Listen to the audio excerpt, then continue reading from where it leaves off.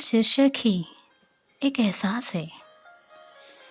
यहाँ माँ के पल्लू के बारे में नहीं दर्शाया गया है। यहाँ तो माँ के साथ जुड़े हमारे अस्तित्व के बारे में दर्शाया गया है।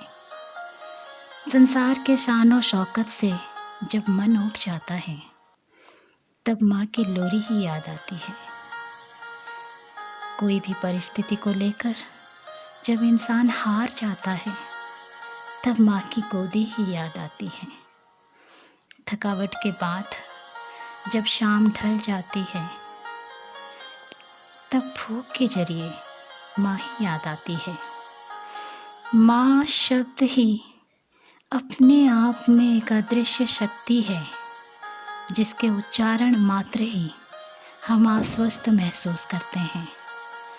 उनके स्मरण से हमारा मनोबल बढ़ जाता है ना बच्चों? तकदीर वाला है वो इंसान जिसके पास माँ नाम का खजाना सदैव मौजूद है। मानो हर मुसीबतों से वो महफूज है। माता का आंचल पाठ के जरिए एक बच्चे के मनोभावों को प्रकट किया गया है। बचपन अवस्था का वर्णन किया गया है। बच्चे किस तरह खेलते हैं, कूदते हैं, किस तरह उनका विकास होता है, ये सब दर्शाया गया है। साथ ही किसी अनहोनी में बच्चे का कोमल मन किस तरह विचलित होकर माँ के आंचल को खोजता है, माँ का स्पर्श तलाशता है। ये बड़े ही रोमांचक शैली में वर्णन किया गया है। तो आप पाठ के और आकर्षित हो चुके हैं शायद। हाँ बच्चों, ये एक ऐसा पाठ है जिसमें संवेदनशील भाव भरा हुआ है।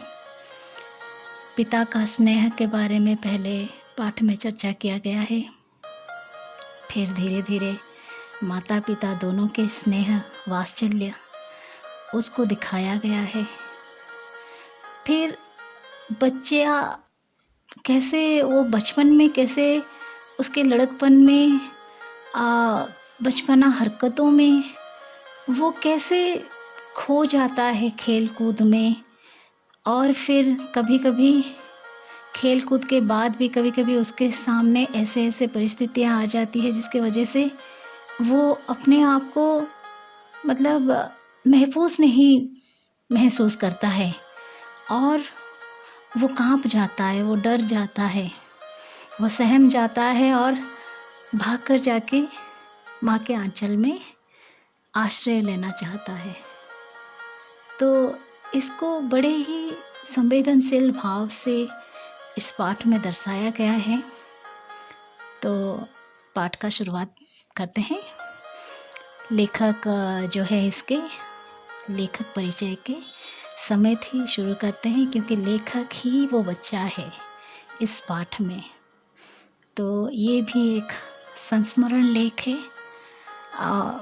बड़े मतलब आपके जितने भी पाठ है इस साल के, उसमें ज़्यादातर सारे जो लेख हैं वो सब जुड़े हुए हैं लेखक लेखिका इनके जीवनी से, इनके अनुभवों से, इनके संस्मरण से।